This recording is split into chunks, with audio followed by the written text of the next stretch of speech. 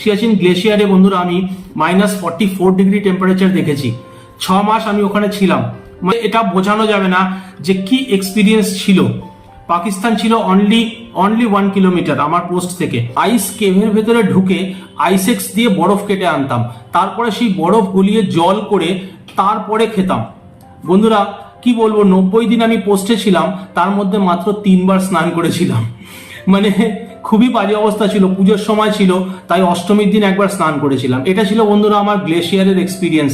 আর যখন কাশ্মীরে ছিলাম তখন খুব ডিস্টার্ব ছিল ওখানে, তো মনে হতো বোধহয় যে কোনো বার যখন ছুটি আসছি বা যাচ্ছি হয়তো বম ব্লাস্টে মারা যাব, কিন্তু ভগবানের কৃপায় বেঁচেছিলাম।